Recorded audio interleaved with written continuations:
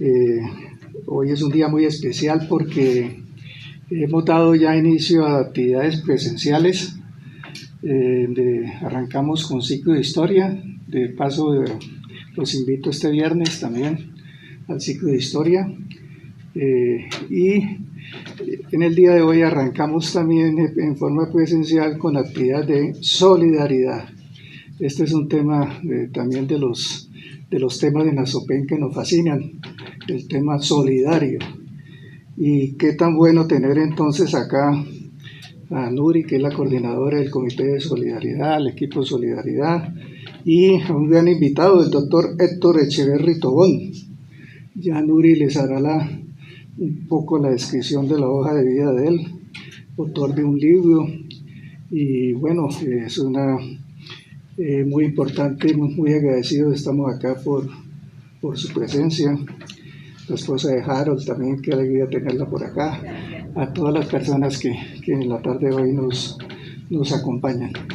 Entonces, Nura, bienvenida.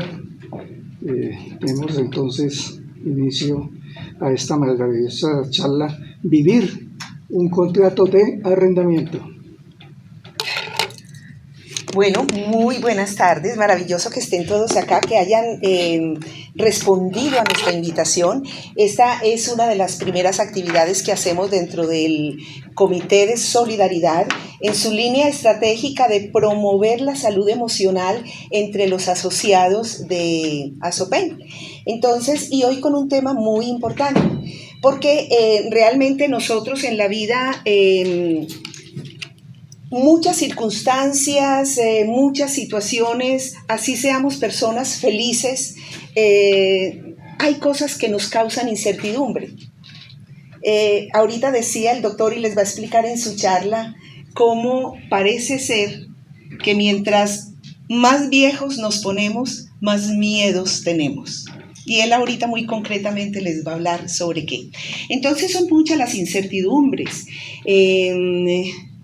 La enfermedad, la vejez, la discapacidad, las angustias de nuestras familias, de las personas que queremos, que nos quieren, y la muerte.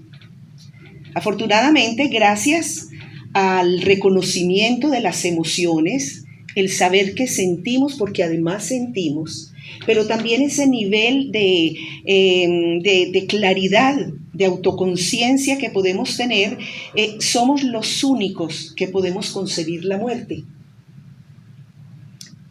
Y concebirla y de pronto hacernos preguntas. Pero no nos hacemos preguntas porque nos da miedo. Vemos la muerte muy lejana, la vemos para los vecinos, pero nunca para nosotros.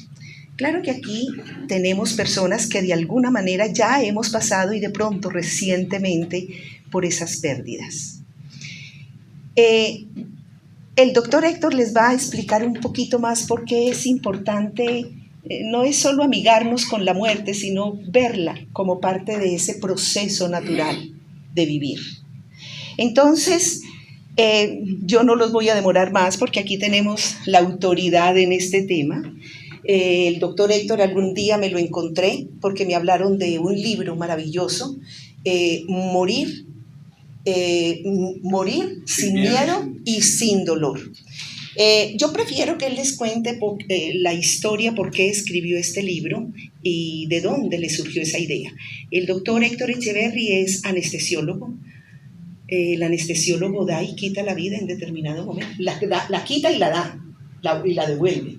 Entonces yo los dejo en compañía del doctor Héctor Echeverry. La idea es que hoy nos vamos aceptando que la vida es parte de nuestro proceso de vivir y también cómo podemos, como grupo familiar, acompañar un enfermo terminal. Así que bienvenido, doctor. Gracias por haber aceptado nuestra invitación. Buenas tardes. Muchas gracias al doctor José López, presidente de la Junta, a la Junta Directiva, a Nuri y a Alejandro que hicieron posible esta charla, y a ustedes porque con su asistencia, esta asistencia es muy importante. Esto no es un tema light, esto no es un tema de belleza, esto no es un tema de cómo hacerse rico. Este es un tema duro, para el que yo les estoy pidiendo amplitud de la mente. Muchos de los conceptos van a ir en contra de los que ustedes tienen hasta este momento y las ideas preconcebidas que puedan tener. Son conceptos respetuosos, pero son los que yo he recogido a través de mi vida profesional. Por cosas de la vida yo terminé manejando pacientes terminales. Yo soy anestesiólogo. Mi primer paciente en el año rural fue un paciente terminal al que yo no supe manejar, porque me di cuenta que nuestras facultades de medicina cometen el gran error de educarnos para cuidar y inclusive proteger y prolongar, si es el caso, la vida, y que el enemigo a vencer es la muerte. Graso error. Desde ahí arrancamos mal.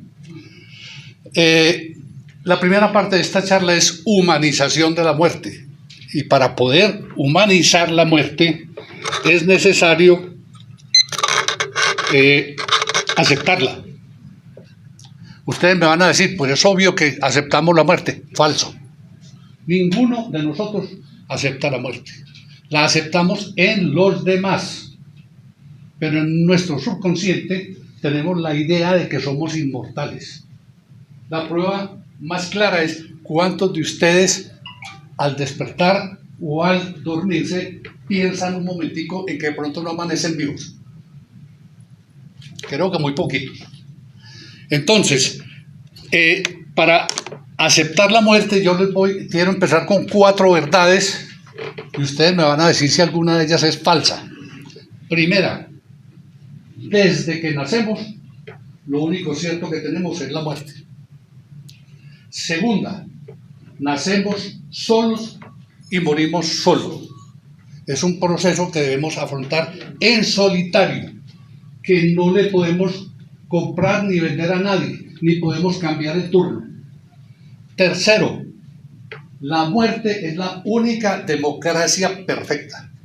Coge por igual a ricos, a pobres, a jóvenes, a ancianos, indiferente. Y la cuarta, estadísticamente está demostrado que el 100% de los seres vivos se mueren. Yo creo que ninguno de nosotros va a ser la excepción.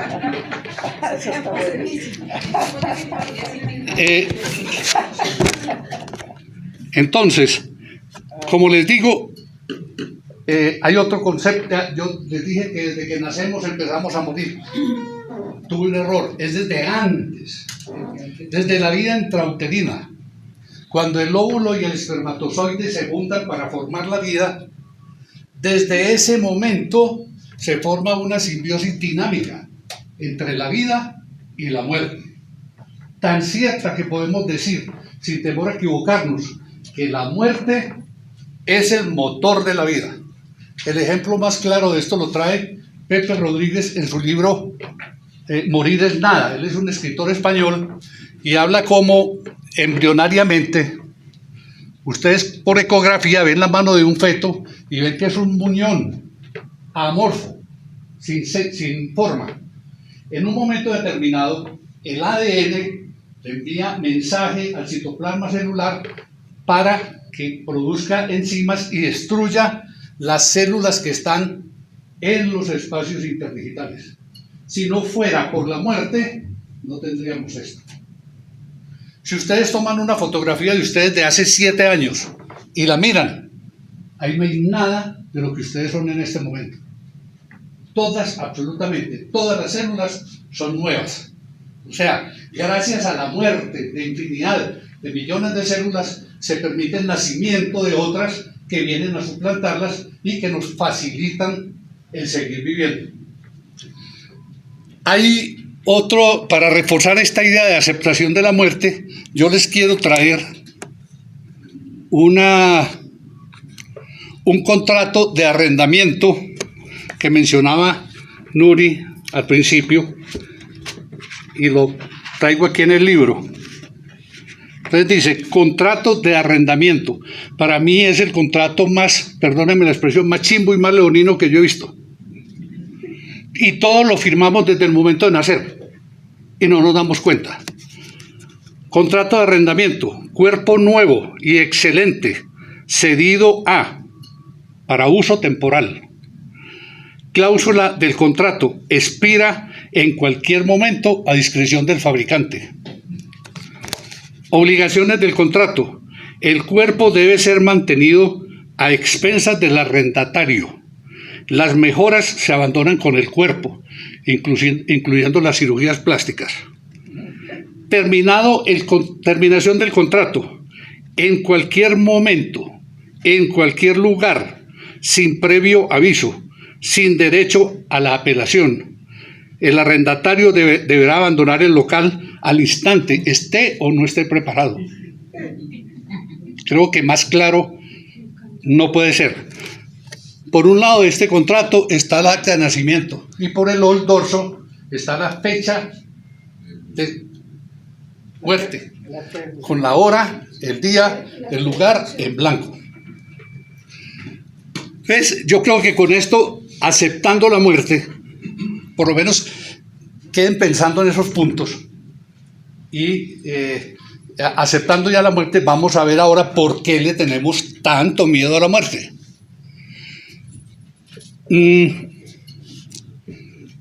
Yo diría que, el miedo es una sensación de angustia que todos tenemos ante algo que consideramos es un inminente peligro para nuestra integridad física, moral, ética, ¿cierto? A este mundo llegamos con dos miedos, solamente con dos miedos: el miedo al ruido y el miedo a caer a un distinto nivel.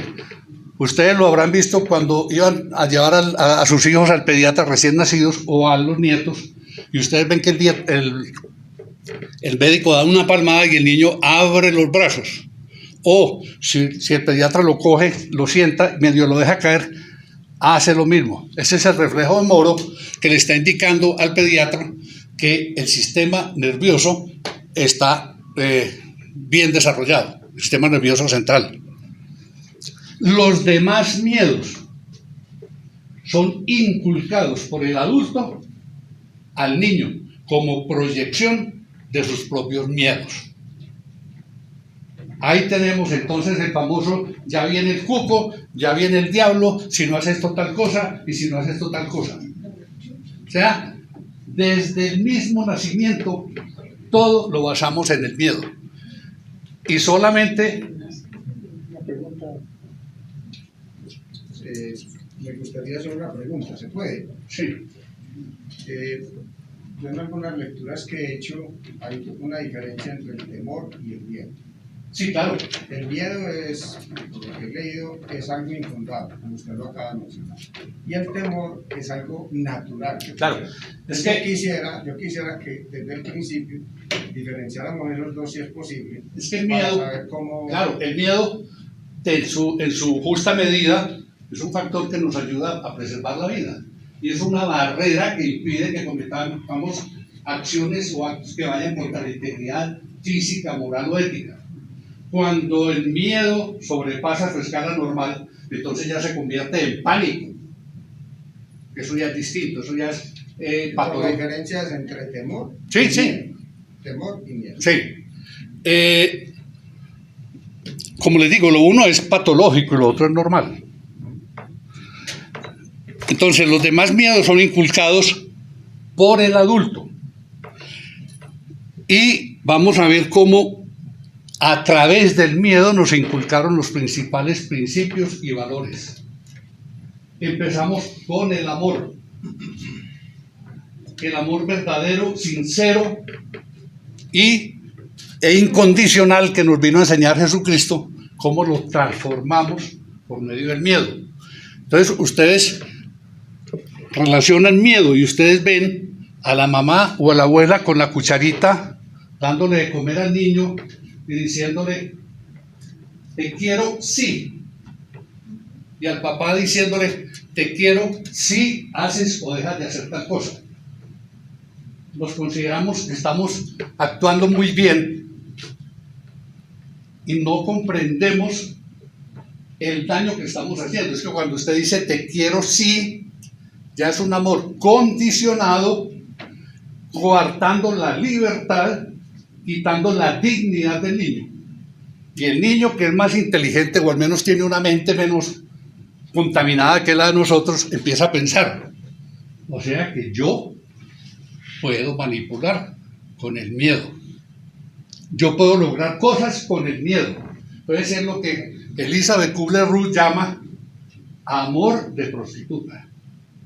Te quiero, sí. Yo quiero a un niño porque es un ser humano. Tiene la dignidad del ser humano.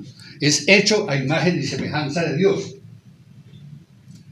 Este amor egoísta que les inculcamos de niño lo hemos reflejado más tarde en las unidades de cuidado intensivo. Cuando ustedes ven la familia afuera, doctor, no se preocupe por plata. Haga lo que sea, que lo importante es que no se muera. Eso es, y la gente dice, uy, qué amor. Eso no es amor.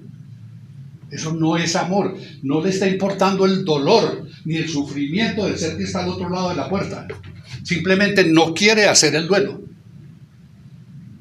Si yo veo que una persona está sufriendo al lado y es pariente mío, yo digo, que descanse. Déjenlo tranquilo, que descanse paz. Está sufriendo más de la cuenta. Ese es el primer punto del amor. Después pasamos a la religión.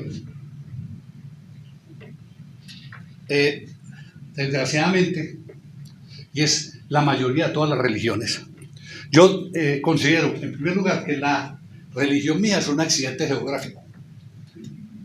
Yo nací en Medellín, hijo de padres del oriente antioqueño.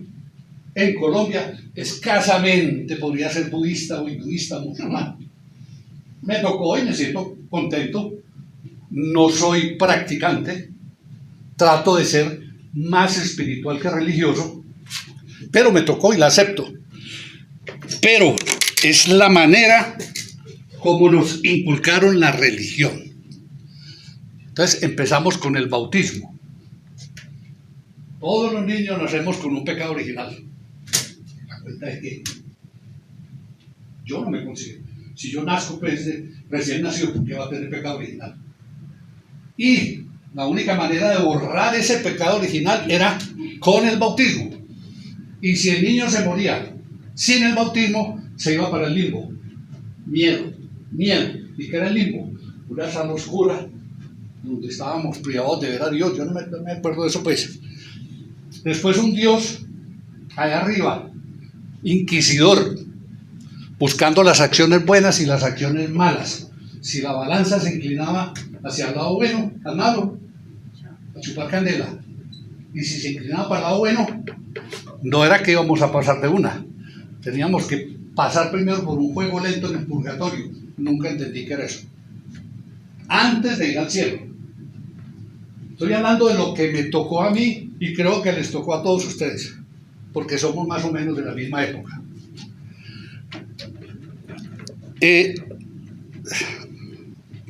Después nos dicen, no nos enseñaron nunca, nos hablaron de un Dios lejano. Nunca nos hablaron de que somos hechos a imagen y semejanza de Dios. Tenemos una chispa divina dentro de nosotros. Y si yo acepto eso, una chispa divina, y una chispa divina, y una chispa divina, y una chispa divina, nos comportaríamos muy distinto a como lo hacemos actualmente. La copa la rebasa cuando Dios se siente ofendido porque el hombre pecó, y entonces dice, la única manera de conciliar esto es: yo les mando a mi hijo amado, y se lo manda a esta jauría con los sumos sacerdotes a la cabeza, a que lo humillen, lo flagelen, lo crucifiquen. Y entonces dice, murió en la cruz para redimir nuestros pecados. No, ese es el error más grande. Omitieron la parte importante. Murió y resucitó al tercer día para demostrarnos que la muerte se puede vencer y que después de la muerte hay vida. Es un concepto totalmente diferente. Pasamos ahora a la educación. ¿Cómo fue la educación de nosotros? Basada en el miedo. no haga, no diga nada que esté en contra de las normas establecidas por la sociedad. Y si va a hacer algo, fíjese en el qué dirán los demás o qué quieren los demás que hagamos. ¿Ya? Miedo. Con razón dice Oso en su libro de la vida y de la muerte, dice que a los 18 años estamos muertos y nos entierran a los 70 o los 80. Y sí, porque es que a los 18 todas las autoridades eclesiásticas, civiles, militares nos doblegaron. Ya nos tienen listos, ya podemos vivir en sociedad, ya nos masificaron. Y la masa no es crítica, la masa no opina, la masa es fácilmente manipulable.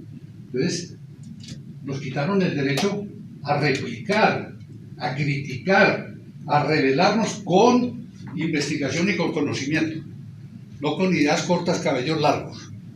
No, investigando y estudiando, cada uno en su campo. Yo, por ejemplo, y eso duele, y eso que ganan enemistades. Yo, por ejemplo, como médico, siempre critiqué a las facultades de medicina que no se hablara de la muerte. Critiqué los comités de ética, porque a los representantes de la CPS no tenían asiento entre el comité de ética. Critiqué que la CPS quitaran el nombre de paciente y lo cambiaran por el de cliente. O sea, hemos ido y nos vamos dejando llevar. Lo importante es tomar nosotros las riendas del poder y tomar nuestras propias decisiones, así sean equivocadas, pero las tomamos nosotros y estamos haciendo respetar nuestra libertad.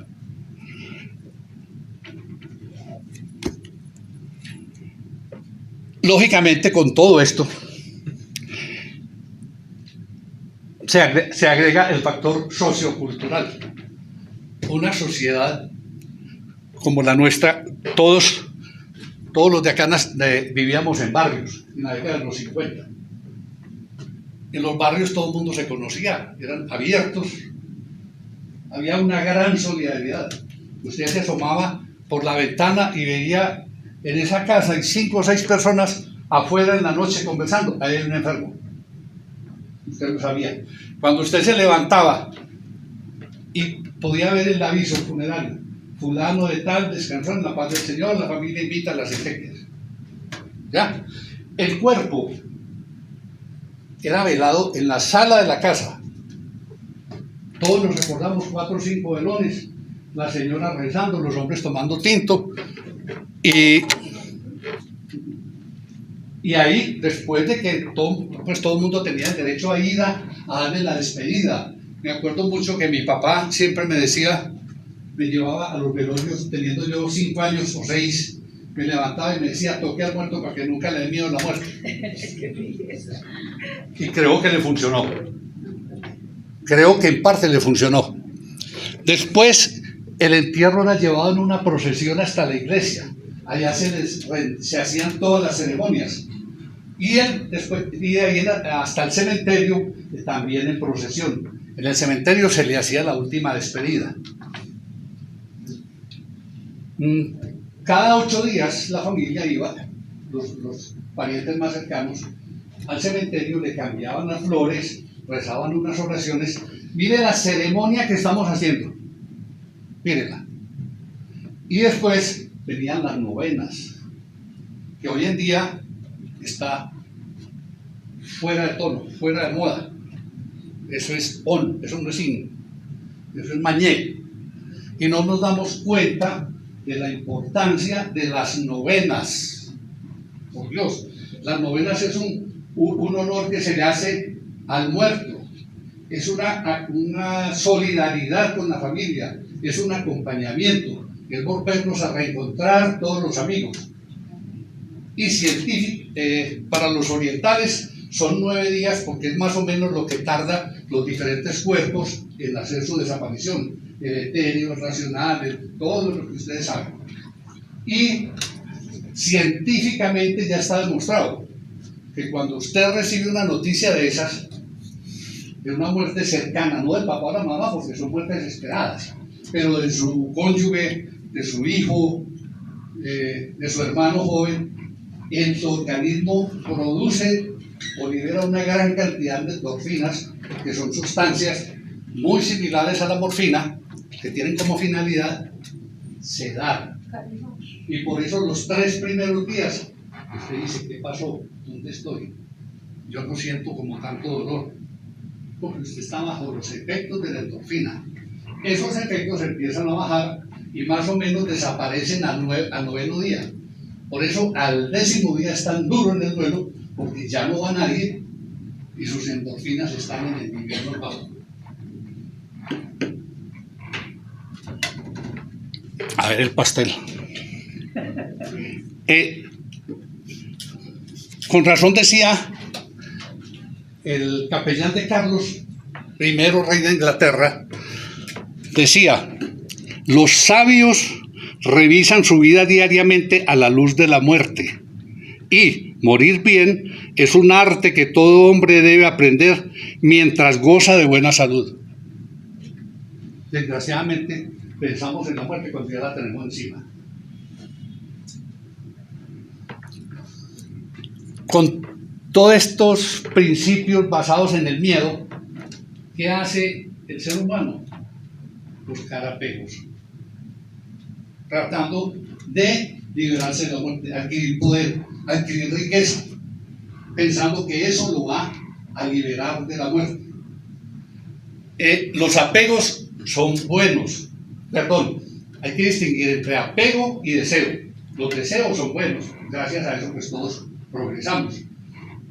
Lo malo es cuando los deseos se convierten en obsesión y se vuelven apegos, porque los apegos nos crean dependencia, y al crear dependencia nos quitan la libertad y nos esclavizan. Yo tengo el ejemplo, siempre pongo el ejemplo del carro. Un carro son unas latas en 4 llantas para ir del punto A al punto B. Si usted tiene modo, pues un buen equipito de sonido y un aire acondicionado. El problema es cuando yo me obsesiono con ese carro y considero que es una proyección de mi personalidad ante la sociedad, o que yo valgo por el carro que yo tenga. Ahí me estoy rebajando mucho, pero porque es que rebajarme yo a que yo valgo por 4 latas, ya por si es un error gravísimo.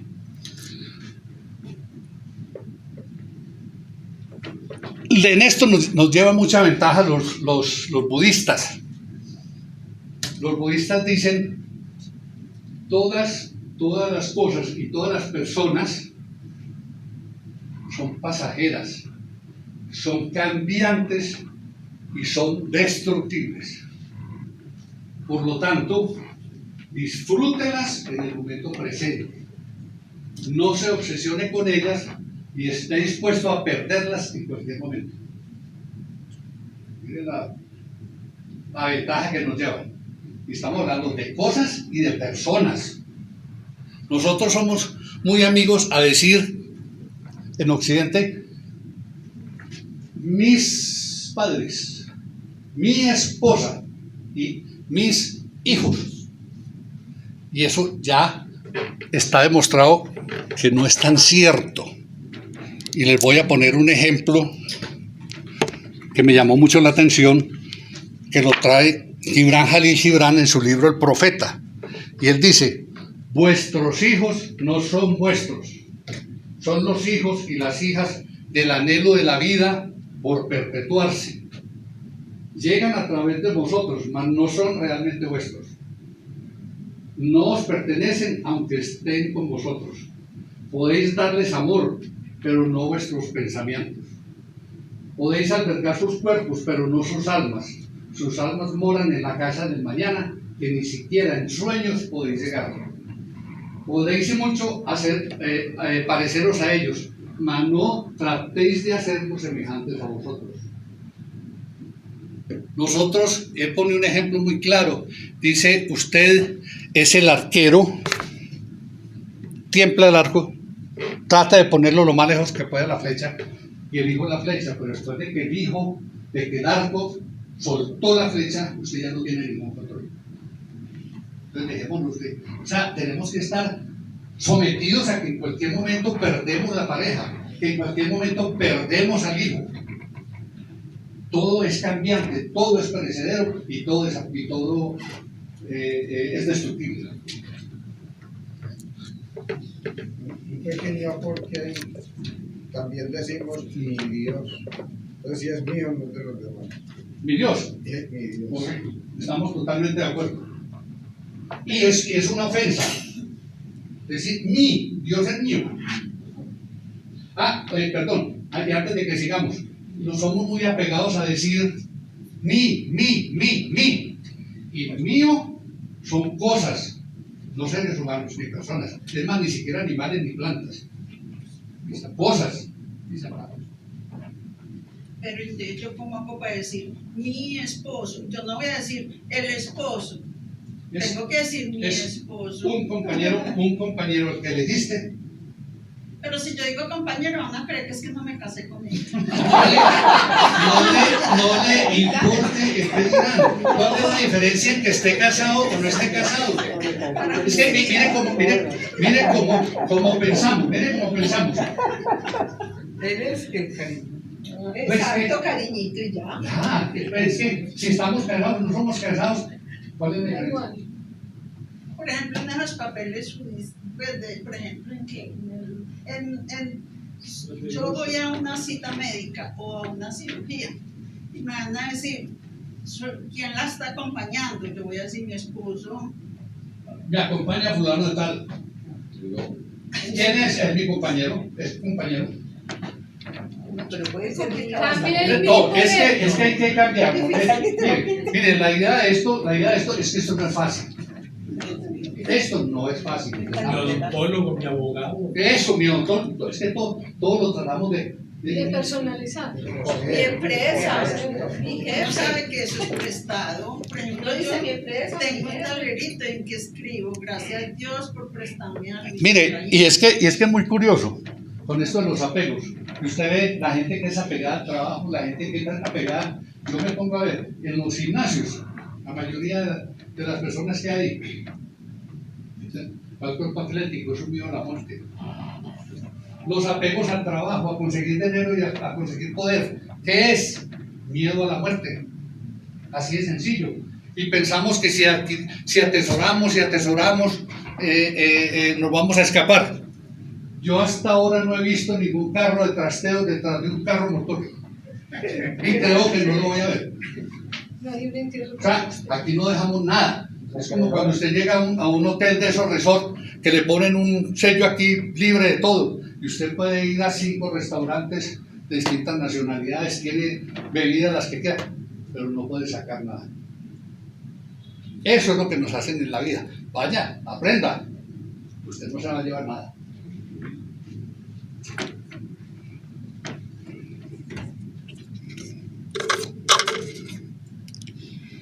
Ahora entiendo por qué cuando yo voy al médico para tratar de controlar el peso, el médico es gordito y yo flaco y delgado. Vamos.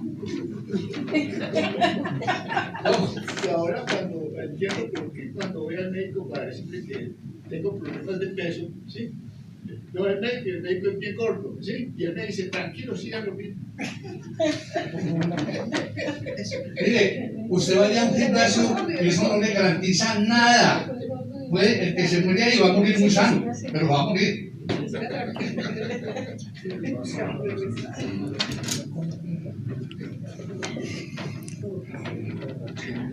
Ahora que ya entendimos esto más o menos, vamos a hablar, les voy a anunciar los temores que yo he visto que me manifiestan los pacientes terminales. No sé si les habló, yo desde el año rural hasta ahora, más de 40 años, más de 50, he manejado pacientes terminales al lado de la anestesia. O sea, en el día hacía anestesia y en los tiempos libres manejaba pacientes terminales, manejando más de 350 pacientes terminales, y he recopilado los principales temores que tienen estos pacientes. y los principales temores son dejar desprotegido a los seres queridos, temor al modo en que se va a morir. La mayoría piensan en que van a morir solos, ahogados, con dolores o con sufrimientos. Hoy en día estamos en capacidad de decirle al paciente: esté tranquilo por ese lado no es la cosa. Miedo, y con gran razón, a lo desconocido. Temor a ser juzgados por un Dios implacable que nos puede enviar al infierno, tal como nos lo enseñaron algunas religiones. Temor al curso que pueda tomar la enfermedad. Voy a morir amputado, me van a mutilar, va a ser rápido, va a ser pronto. Miedo a sufrir una regresión y volverme como un niño pequeño dependiente para todo de la familia. Miedo a la pérdida del yo, que es perder la personalidad. Miedo a la destrucción del cuerpo y a la descomposición. Increíble, pero es cierto. Hay pacientes que le temen a que se los van a comer los gusanos. Miedo a la soledad. Después hablaremos de este punto. El peor sitio al que puede ir a dar un paciente terminal es a una unidad de cuidado intensivo. El peor sitio. Un paciente que ya se sabe que va a morir y llevarlo a una unidad de cuidado intensivo donde va a estar solo, con la frialdad de una unidad de cuidado intensivo, con visitas prohibidas, por Dios, y mirando pacientes a todos lados en las condiciones. Es el sitio menos indicado. Menos indicado. No van a cometer nunca ese error con un paciente terminal familiar.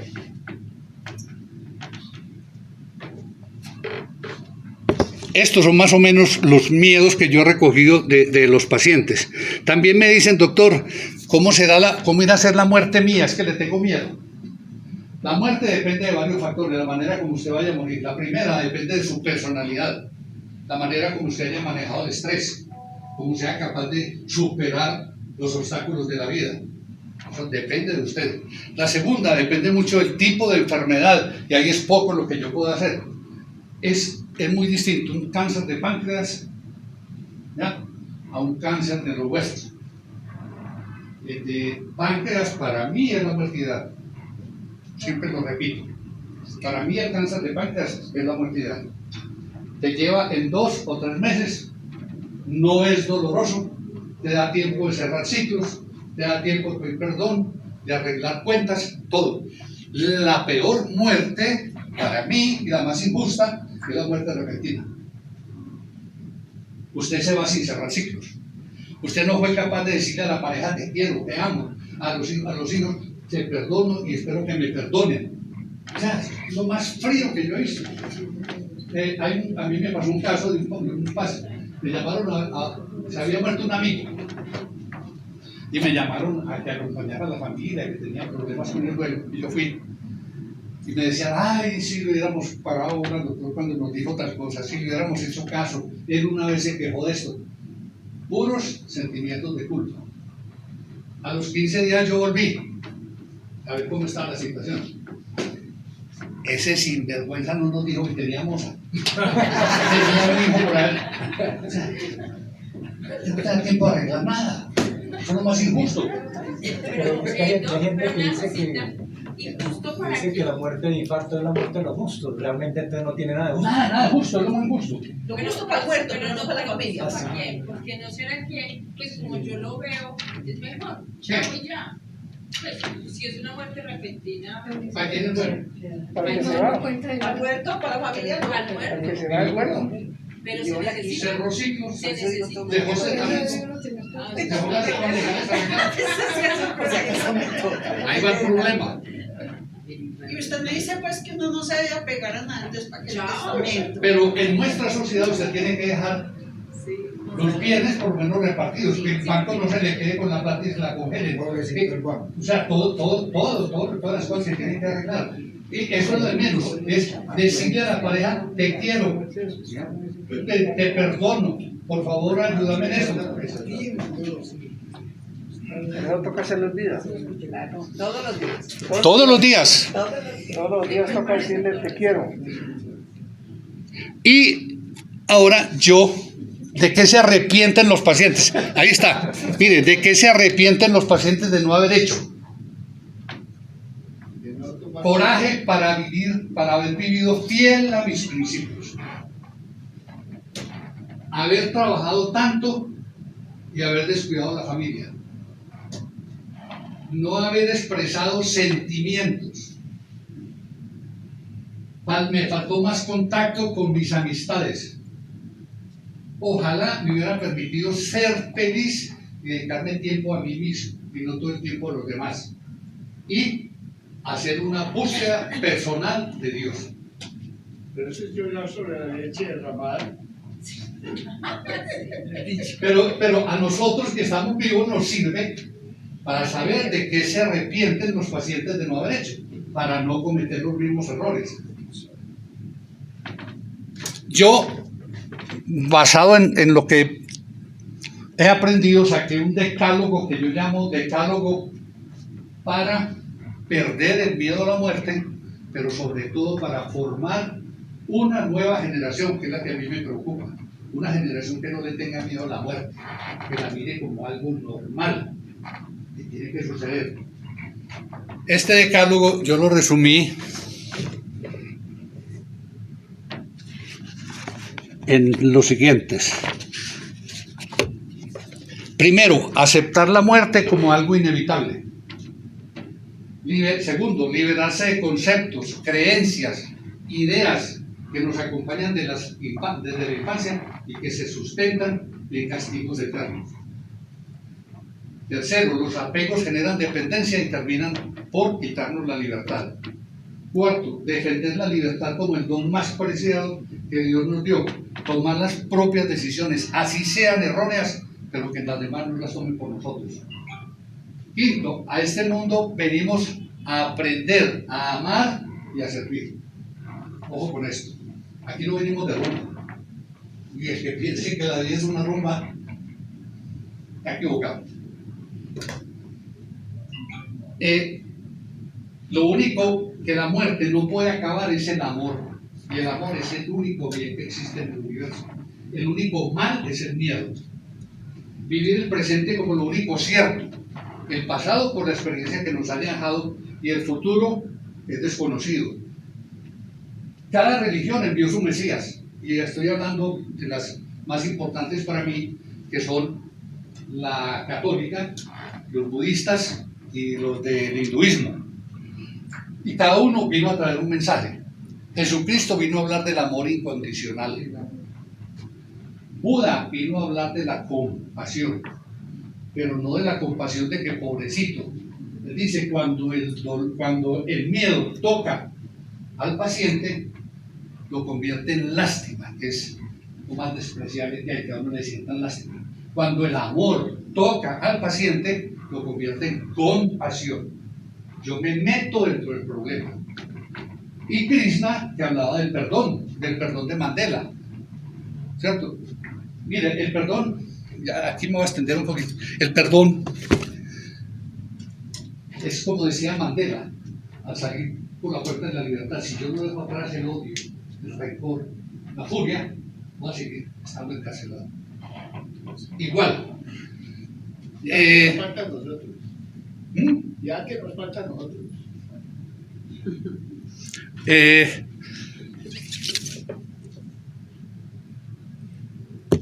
No, yo creo que ahí termino más o menos lo que es la parte el último punto era aprender a ver al enemigo como el maestro que nos está enseñando algo. Es la única manera de aprender a perdonar de verdad. Cuando yo miro a mi enemigo como el maestro que me está enseñando lo que yo no debo hacer. Cuando mataron a Pablo Escobar, yo me acuerdo que yo salí de la clínica y me fui para donde mi papá. Y le dije: viejo, un aguardiente doble vamos a brindar por la muerte de este. Y me dijo: si usted vino a brindar por eso, se puede volver. Usted no sabe que ese señor tuvo que haber sufrido mucho en su vida para enseñarnos lo que no se debe hacer. Y mi papá era un analfabeta. ¿Cuál es la diferencia entre el bien y el mal? En última instancia se tocan, se necesitan. Para yo ser bueno, tengo que saber que es malo. Y alguien tiene que asumir el papel de malo. Por eso, criticar y juzgar es... Bueno, yo creo que la primera parte de la charla la termino ahí. Viene ya el acompañamiento del paciente terminal. Ustedes me dicen si descansan, si sigo, y al final preguntas. Bueno, acompañamiento, esta parte del acompañamiento del paciente terminal, tenemos que empezar por definir qué es un paciente terminal. Paciente terminal es aquel que tiene una enfermedad o una lesión grave, con un diagnóstico acertado, con un tratamiento excelente y que sin embargo el paciente sigue, la enfermedad sigue progresando y hace que uno le pueda decir a la familia, este paciente en 4 a 6 meses se muere. ¿Ya? La vida de ese paciente en esos 4 o 6 meses va a ser muy mala. Su calidad de vida cada vez va a estar peor, su dignidad, su autonomía cada vez se pierde más y sus funciones vitales van en franco deterioro hasta la muerte. Entonces, en resumen, le quedan 4 o 6 meses de vida. Yo me pregunto, ¿quién de aquí me puede asegurar a mí que mañana está vivo? O sea que en potencia todos somos pacientes terminales, aunque nunca lo pensemos. Aquí yo me voy a extender un poquitico en este punto porque aquí es donde yo me gano todas las discusiones sobre la parte de la eutanasia y la distanasia. Dedicar un momentico a esto para que no se presten malos entendidos. Cuando se habla de distanasia todo el mundo brinca. Dice, no, lo está matando. No, ahí llegó el médico con la morfina, usted ya lo va a matar. Mire, vamos a hablar basados en lo que dice la Iglesia. Mire, primero, la eutanasia solamente hay 2, para mí hay 2, ya que los abogados digan que hay 50.000, eso es paja. Hay 2 tipos de eutanasia, la activa voluntaria, que es una práctica médica destinada a terminar con la vida de un paciente que sufre una enfermedad incurable y en fase terminal, por petición expresa del mismo paciente y una vez cumplidos todos los requisitos legales establecidos por la ley. Es una determinación que toman algunos pacientes que sufren un dolor intratable. Yo no soy el más amigo de este tipo de muerte, pero tampoco la critico y la he practicado en 2 o 3 pacientes que no pude manejar el dolor y tuve que usar dosis tan altas que el paciente se fue al otro lado por represión respiratoria. El otro es la eutanasia pasiva, definida así la muerte que sobreviene como resultado de una decisión de no emplear o suspender todos los medios artificiales de soporte básico, como sondas nasogástricas, intubación, ventilación mecánica, diálisis, uso de antibióticos, hiperalimentación, entre otros. La pretensión no es provocar la muerte, al contrario, se busca que ésta acontezca de una manera natural, en el tiempo justo y como fruto de esa enfermedad incurable. ¿Alguna duda sobre la eutanasia activa y la pasiva? Pero la diferencia, pienso que una es rápida y la otra es más lenta. La otra es más lenta, sí. Más lenta si la queremos hacer más lenta. Yo con la pasiva siempre trato de practicarla. ¿Por qué? Yo no le veo sentido a que si yo tengo un cáncer de estómago, me queda 1 mes de vida, me da una gripa, corro con él para llevar para cuidado intensivo, para que lo metan en la unidad de cuidado intensivo, le den antibióticos y después me lo devuelvan, sabiendo que se va a morir. No, quítenle los antibióticos, pónganle sedantes, denle analgésicos para que no tenga dolor. Chao, pescado. Me parece que esa es la posición más correcta y más humana. Al respecto, habló Juan Pablo II. Usted le pregunta a los sacerdotes y ninguno sabe. ¿Cuál es la posición de los principales jerarcas de la Iglesia? Y la Iglesia ha sentado posiciones muy claras. Juan Pablo II afirmó en su encíclica Evangelio de la Vida que para un correcto juicio moral sobre la eutanasia es ante todo definirla con claridad. Paciente que tiene que llenar ciertos requisitos. Si no llena esos requisitos, si usted le mete gluconato de potasio para producir un paro cardíaco, eso es un asesinato, es un homicidio. Pero si llena todos los requisitos, estamos hablando ya de una verdadera eutanasia. Por eutanasia, el sentido verdadero y propio, se debe entender una acción o una omisión que por su naturaleza y en la intención causa la muerte con el fin de eliminar cualquier dolor. Y después habló Pío XII. ¿Cuánto tiempo hace? Decía Pío XII. Es lícito suprimir el dolor por medio de narcóticos, a pesar de que como consecuencia limita la conciencia y abrevia la vida. Si no hay otros medios y en tales circunstancias ello no impide el cumplimiento de otros deberes religiosos y morales, en efecto, en este caso, no se quiere ni se busca la muerte, aunque por motivos racionales se corre ese riesgo. Se pretende mitigar el dolor. ¿Ya? Por compasión. Es por compasión con el ser humano que somos felices. Usted ve a un perro, lo cogió un carro y le corrió una patica, y si usted tiene un revólver, acabó con el sufrimiento, pero somos felices. Felices viendo que los demás seres humanos sufran, no nosotros. Y entonces si se le va a poner, ya lo vas a hacer, hombre, ya lo vas a embobar. Y nadie tiene una pregunta. No, es que Aquí. ¿Es lo mismo que los famosos cuidados paliativos? No, aquí hay que hacer una distinción. En Colombia se ha avanzado algo. Cuidados paliativos es manejar los síntomas del paciente. O sea, si tiene dolor, si tiene náuseas, si tiene... que hacen una función buena, pero son equipos, es un médico que va, cada vez es un médico distinto. Ustedes lo habrán notado si han tenido los pacientes terminales. Está el de la clínica del dolor, y entonces de la clínica del dolor usted tiene que ir a buscar al médico. Hay que ir a cometer error. Un paciente terminal no tiene nunca por qué ir a buscar al médico ni hacerle antesala.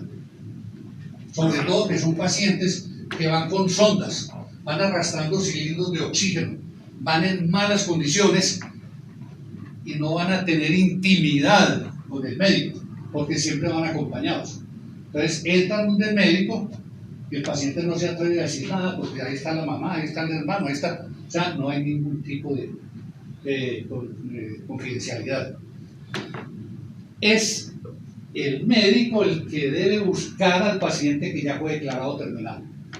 Entonces, en los países avanzados, Alemania, Canadá, Holanda, existen grupos de médicos conformados por un anestesiólogo o un médico especialista en el dolor, por psicólogo, por fisioterapeuta, por pastor de la iglesia a la que pertenezca el paciente, y es más, hasta por asesor de negocios, lo que hablábamos ahora.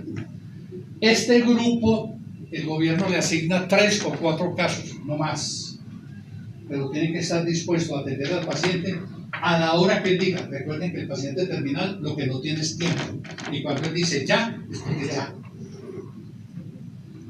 Cuando termina su labor, cuando el paciente muere, ese equipo le asignan otro paciente.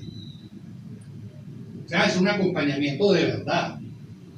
No es que venga a ver, yo voy, tiene, que la orina que está, tome esto, y no, es acompañamiento. Y acompañamiento es cuando usted le dice al paciente, desde este momento me comprometo a estar al lado tuyo y apoyarte hasta la agonía. Si no, no se meta. Aquí hay muchos médicos que dicen que son acompañantes de paciente terminal, pero eso sí les advierto, desde el viernes a las 5 de la tarde cuelgo el teléfono y me llaman el lunes por la mañana. Ridículo, no es así. Yo tengo 2 preguntas. La primera, usted terminó hace un rato con la eutanasia, que no nos dijo cuál era el concepto. Distancia. Ah, distanasia. Esa es la primera que quisiera que nos dijera que es, no lo había escuchado. Y la segunda es, ¿usted qué piensa de esos procesos post-mortem donde se busca hacer muchas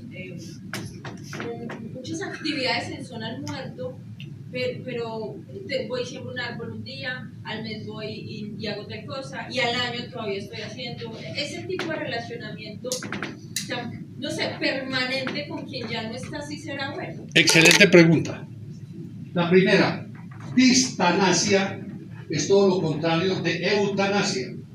Es prolongar la llegada de la muerte. En otras palabras, prolongar la agonía. Que para mí es el acto más infame y más aberrante que cualquier ser humano puede cometer con alguien al que dice magia. Y estamos, ahora yo decía, uno como médico tiene que protestar.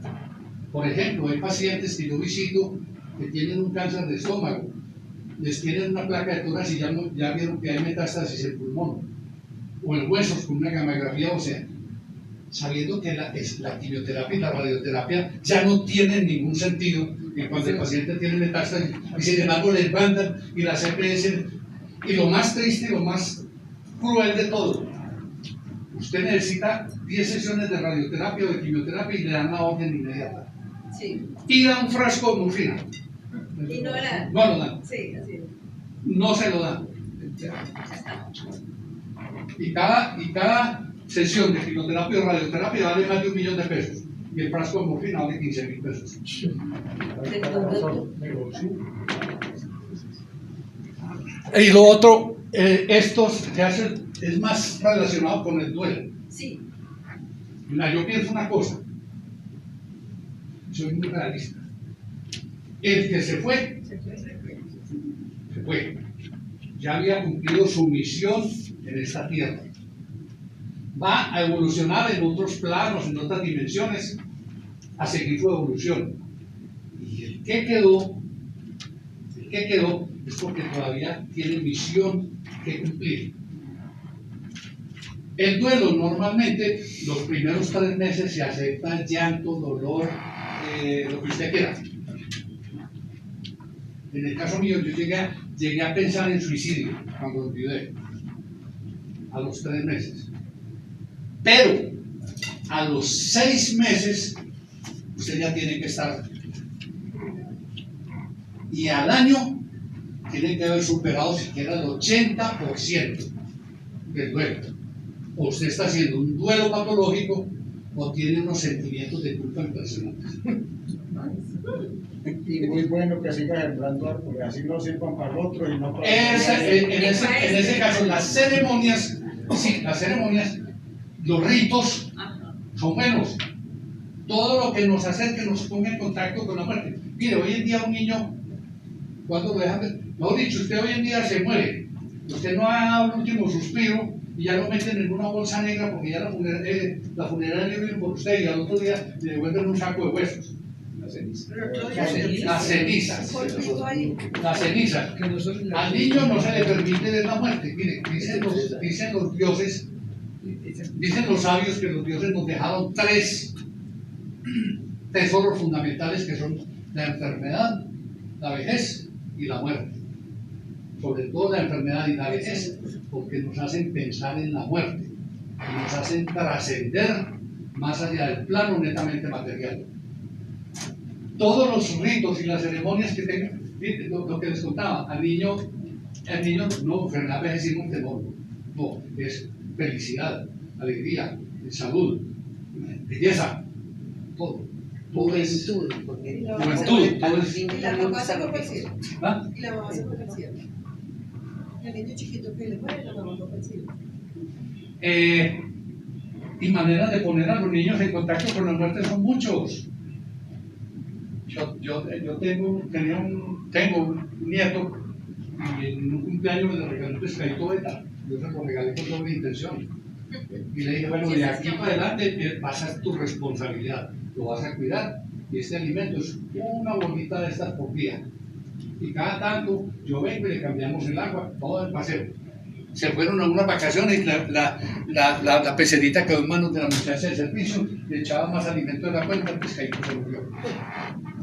Las carreras para que antes de que llegaran, que no, que había que como se les decía, que entonces le empezaron a decir que el pescadito se había enfermado y que lo tenían en un hospital. A los 3 días de haber llegado yo me fui para donde compré el pescado y dije, que me vendan uno muerto. Me lo llevé y le dije, vea Valentino, el pescadito se murió. Y así como usted ve que este árbol se caen las hojas y se mueren y dan frutos y el fruto vuelve y nace y todo, ese ciclo, así somos todos. El pescadito se murió, se tenía que morir, ya. Venga, vamos a enterrarlo, y fuimos y lo enterramos por allá en un matero. Yo no vi que ese niño sintiera nada raro. ¿Ven? Que no se les puede dar la noticia, es como el paciente terminal. No, no le diga que se va a morir. No le diga, no le dé la noticia. Yo hasta ahora no he visto a nadie, a un paciente terminal que se muera porque dice que se va a morir. Depende del tonito. Depende del tonito en que se le digan las cosas.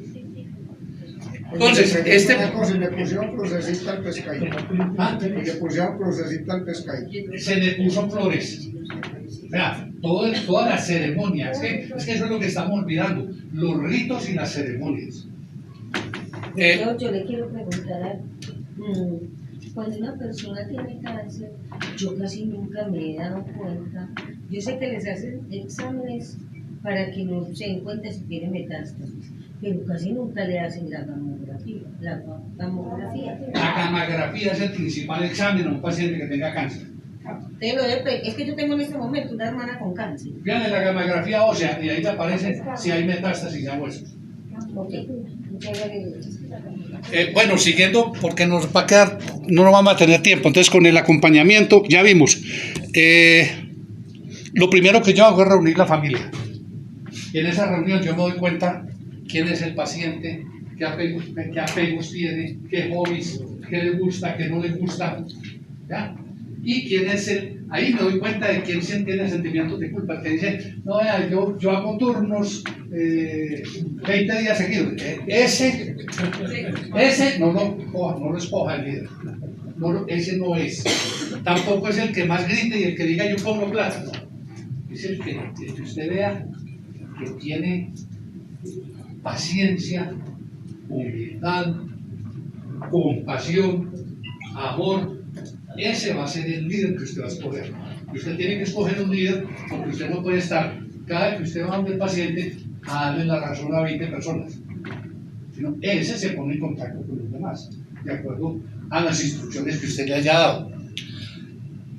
Es muy importante cuando a un paciente lo declaran terminal, por favor, hay que tener ciertas normas mínimas. Yo a ese paciente le tengo que dar una habitación que tenga el baño lo más cerquita posible,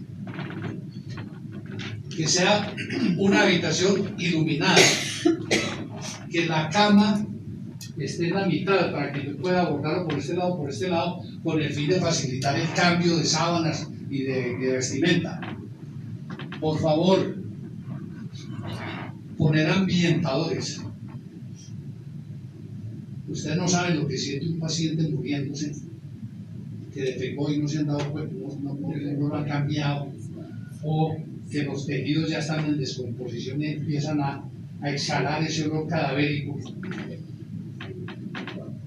Al paciente, cuando le dicen terminar, hagan el último regalo, la loción que le gustaba, compren los frascos y lo mantienen bien perfumado.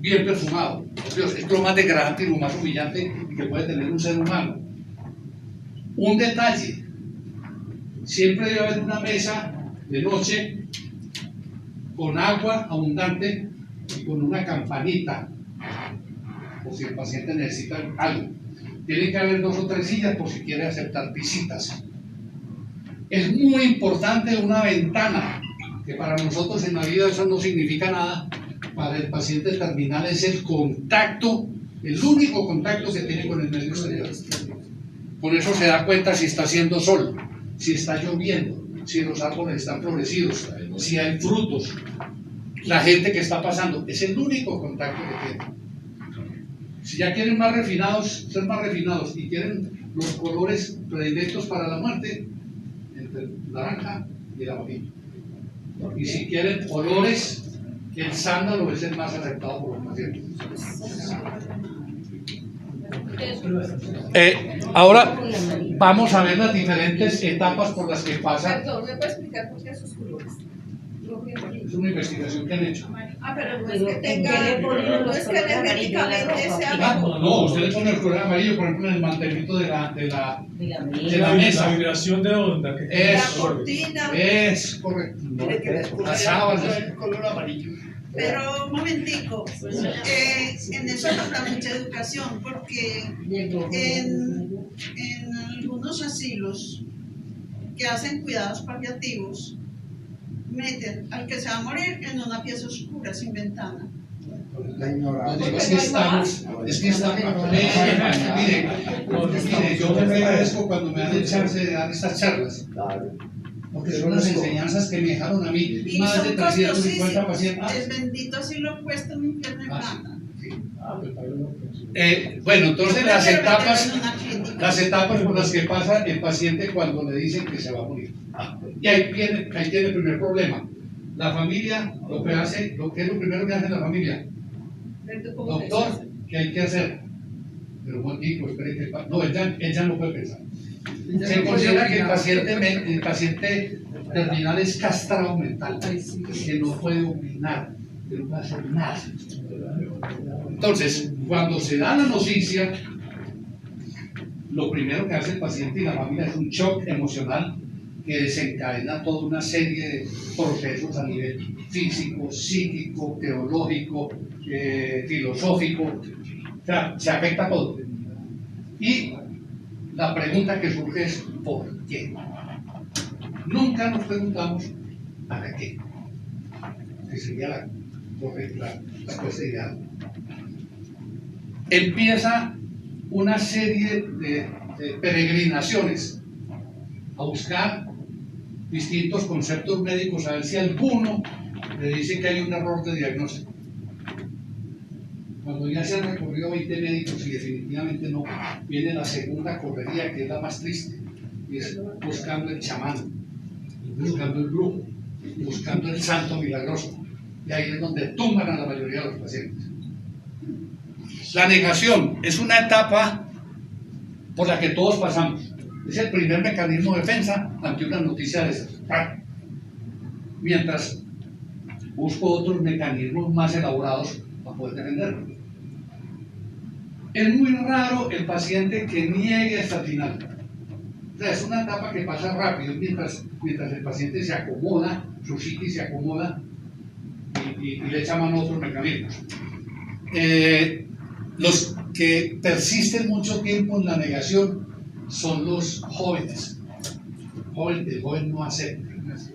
Pero usted le dice, vean, acepte tal examen. Listo, es el primero que niega la muerte, pero acepta que le realicen todo tipo de exámenes.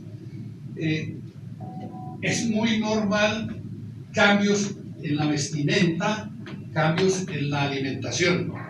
Entonces usted ve que dietas macrobióticas, que ricas en oxidantes, que en antioxidantes, que no sé qué ven. Y es muy común ver las mujeres que se maquillan más de la cuenta, pensando que eso les oculta por un lado la palidez y las hace ver sanas. Y al hombre no es nada raro que usted lo vea con unas vestimentas raras. Siempre combate y usted lo ve con una guayabera, con una camisa hawaiana. Todo juvenil. Sí. Para camuflarse la labor. Sí, tienen En camuflarse la labor. es el contrario, que de pronto usábamos sudadera, guayabera y de pronto nos da por ponernos ropa. Puede ser. La otra parte es como les digo, muchas veces estos pacientes buscan el suicidio inconscientemente. Yo tenía un muchacho de 21 años, estudiante de arquitectura, vivía en Ecuador, la familia, el papá y la mamá se separaron, él se vino a vivir con la abuela y la tía porque le alcahueteaban todo. El muchacho se mantenía pegado al computador buscando ver dónde le podían realizar esa cirugía milagrosa que estaba en el cerebro en un punto que era inabordable quirúrgicamente. Se la pasaba pegada al computador y con una poncherada de empanadas, de arepa de huevo, a la hora que usted llegaba.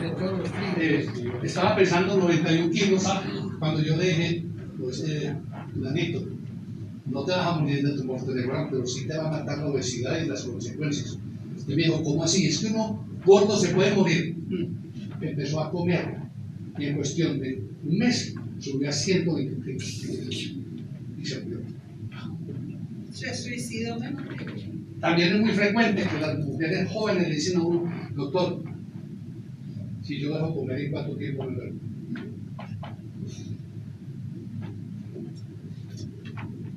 Sigamos adelante. Cuando ya el paciente ve... ¿En cuánto tiempo se puede dejar comer? Sí, no, se considera que un paciente se deja de comer y de beber. En cuestión de 2 semanas ya está muy deteriorado. Si a eso le suman los efectos del cáncer. Pero también es muy común que el enfermo terminal no quiera comer porque no le apetece y la familia quiere. Ese es uno de los grandes errores. Ojo, ojo. Mire, el paciente terminal, la familia comienza a llevarle insura y cuanta mil pendejadas hay que arriba no le sirve para nada. Pero fuera de eso le dicen, Lanito, ponga de su parte. No, pues se va a morir. No, usted no nos quiere. Mire, a un paciente que está con su problema de muerte encima y le están añadiendo un complejo de culpa, un sentimiento de culpa. Pero el paciente no come, no come porque está enfermo. No es que se va a enfermar porque no coma, no, es que no come porque está enfermo. Y ustedes le están añadiendo un sentimiento de culpa. Gravísimo. Una pregunta. Con respecto al suicidio para una persona en estado terminal, digamos que también puede ser una justificación o en algunos momentos la eutanasia en Colombia entiendo que ya sí es permitida esta prueba, pero antes no era un tabú. Entonces probablemente lo que estamos buscando de que era un suicidio es realmente una autoaplicación de eutanasia porque por las normatividad de su país o de su cosa no había quien se lo aplicara. Sí, claro, Entonces también puede ser eso y lo prejuzgamos diciendo que claro. Mire, a mí me dicen, de pronto una vez di una charla sobre el suicidio y me decían a uno, doctor, ¿usted en últimas qué? ¿Está de acuerdo o no está de acuerdo? Y yo no sé si es un acto de extrema cobardía o extrema valentía. No me atrevo a juzgar, que lo juzguen arriba, que es más misericordioso. Las razones tendría. Sí. Después de la negación, el paciente cuando ya ve que la enfermedad avanza y que no puede seguir negando, entra en la etapa de la ira, la rabia, resentimiento y envidia. Es una etapa muy dura. Empieza a cambiar las preguntas, ya no es por qué, sino por qué a mí. ¿Por qué si yo he sido muy bueno? ¿Por qué no ese malandro allá que no le sirve a la sociedad? Después se empieza a buscar culpables. ¿En quién va a desatar la ira? De los que tienen más cerquita, desgraciadamente, la familia y el personal de adulto. Siempre, ¿por qué esto? Yo les dije a ustedes que me llevaran donde el médico cuando esto, yo les dije que este alimento me estaba cayendo mal. ¿No? Yo siempre le digo a la familia, póngase en los zapatos del paciente. Un paciente que así de un momento a otro le digan, hasta aquí llegó, hasta aquí llegaron sus proyectos. Es un paciente que si ve televisión le da rabia. Unas modelos aquí en hermosas y yo ya estoy a punto de estirar la pata, unos deportistas y yo, no, es que es normal. La ira, esta etapa es más acentuada en estas personas que tuvieron un gran poder, sea económico, militar, eclesiástico, político. Son gentes que están acostumbrados a dar órdenes y a que les obedezcan. Nunca supieron lo que era delegar. siempre se creyeron una casta superior y que no los iba a alcanzar. A mí son los pacientes que más lástima me despiertan. Y siempre le digo al personal que lo está atendiendo, vea, hágalo sentir útil, hágalo sentir que todavía tiene poder. ¿Cómo? Danito, ¿a qué horas quiere que le arreglemos la cama? ¿Cómo quiere la comida hoy? ¿A qué horas lo quiere comer? ¿Cómo quiere que sea la distribución de los medicamentos? O sea, que él se sienta que todavía no vale. La enfermedad no va a hacer doblar la cabeza. ¿Ya?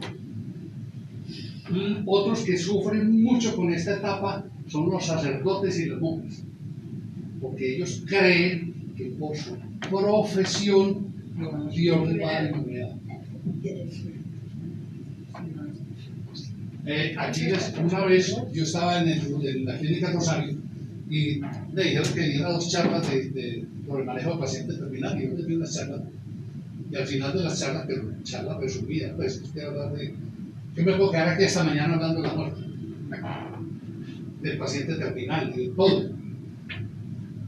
2 horas, un día hoy y al otro día al otro.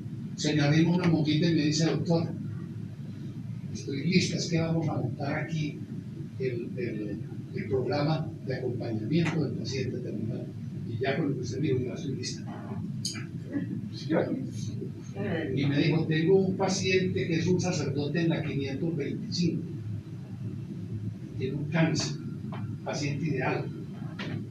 Mi hermana, muy guapo usted, yo llevo más de 50 años en esto, y a mí me dicen que tengo que ir a ver un paciente terminal, y a mí el estómago me hace así, porque yo no sé qué tipo de familia me va a encontrar, qué tipo de paciente. A mí me han echado de varias casas, porque cometí el error de no reunir la familia, sino que de una vez llegué donde el paciente, y la familia estaba reunida en la sala, estábamos en los campeonatos de fútbol.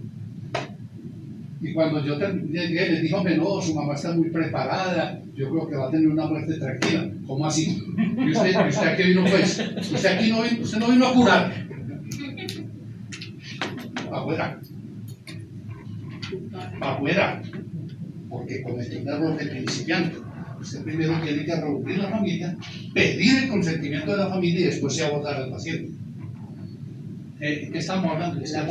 La monjita. Entonces la monjita, yo le dije, yo sé, te felicito, yo llevo 50 años y todos los días me da más miedo. Entonces me dijo, yo me metí a cirugía y ella salió por 5º piso. Como a las 3 horas llegó llorando, buscando. Me dijo, ay, doctor Echeverría, ¿cómo le parece? Me metí allá y le dije, hermana, padre, esto es como si Dios me hubiera mandado. Y ella que dice eso, y una dijo, largate para la mierda, monja de no sé qué. A mí no me menciones a ese señor, al que yo le dediqué toda mi vida, y mira cómo me tiene. ¿Por qué? Porque es que eso no se hace. Eso es falta de respeto con el paciente. Usted, el paciente, primero tiene que llegar con toda la paciencia, pero con toda la seguridad, y esperar que ponga el tema con cautela para usted poder saber en qué etapa está. Cogió al pobre cura en la etapa de ira y se la zampó enterita. Esta etapa de la ira, como les digo, a ver que no se me escape por aquí nada como...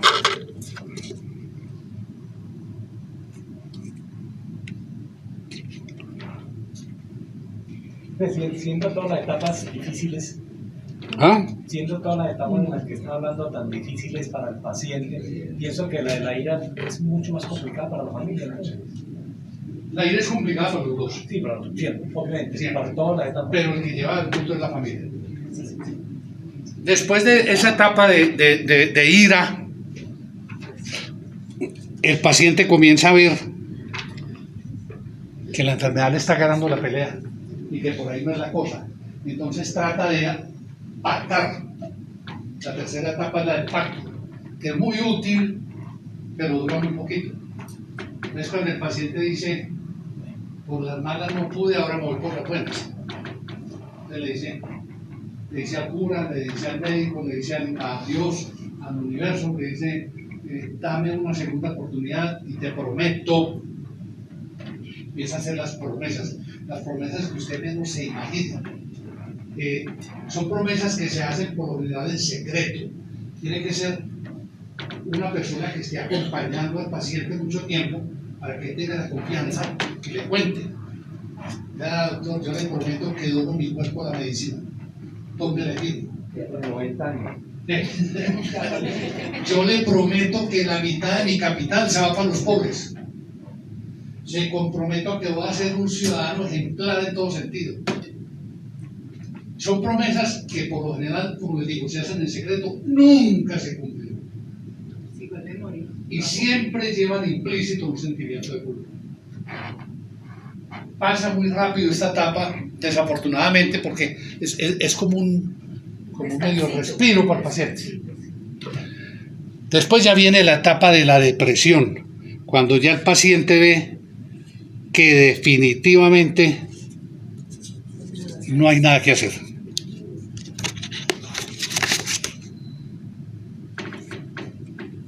Esta depresión es cuando el paciente empieza a sentir que todo lo está perdiendo a nivel físico. Ya ve que lo están amputando, que le están provocando desfiguración facial, que lo están quemando con quimioterapia o radioterapia. Y a nivel físico, a nivel psicológico, ya ve que le están haciendo cirugías que pueden comprometer su feminidad o su masculinidad, por ejemplo, la histerectomía con la forectomía o la prostatectomía en el hombre. Y va a ver que está teniendo pérdidas económicas, porque es que la enfermedad cuesta. Entonces ya tiene que empezar a vender el carro, tiene que empezar a vender la finca, la casa. Esta es una etapa muy dura. El paciente ya se comienza a aislar, ya empieza a tener el lenguaje verbal, ya no lo convence mucho, ya quiere más bien silencio, quiere dormir, no quiere ver a nadie, ya quiere dormir con mucho tiempo, un sueño reparador. Y es una preparación para la etapa final, que para mí es la más bonita, pero que es la más dura para la familia. La aceptación es cuando el paciente ya pasó por todo tipo de negaciones, de cirugías, de todo, y ya ve lo que se le viene encima. Entonces dice, me tengo que preparar, aquí no hay escapatoria. Ese paciente comienza a hacer una depresión que llaman reactiva. Yo la llamo desprendimiento material. Cuando ya el paciente comienza a repartir lo que tiene. Y yo los animo. Cuando es un paciente mío, yo siempre le digo, haga un mercado de pulgas, reúna a su familia y empiece a desprenderse de los bienes materiales. Empiece a soltar ataduras. Que a este le gustaba esto, tome mío. Que a este le gustaba el reloj, tome mío el reloj. Que a este tal cosa, que a este tal cosa. Empieza a arreglar esa parte material. Esa parte material, los pacientes siempre le dicen a uno, doctor, no sabe cómo me sentí livianito y alivio cuando me quité esa carga. Y les digo yo, muy bueno, pero es que es una preparación para lo que viene, que es más duro. ¿Y cómo así? Dice el desprendimiento emocional y afectivo. El paciente llega un momento en que dice, fue mi familia, fue mi compañera, fueron los hijos, de aquí para adelante, yo tengo que seguir solo. Es como una etapa carente de sentimientos, donde el paciente ya no se preocupa por lo que es atrás, sino por lo que viene. Entonces la familia dice, doctor, ya no nos quiere. No es que no los quiera, sino que él tiene que liberarse de todas las ataduras. Contar los apegos. Quitar absolutamente todos los apegos, y entre los apegos están los emocionales y afectivos, que son los más duros.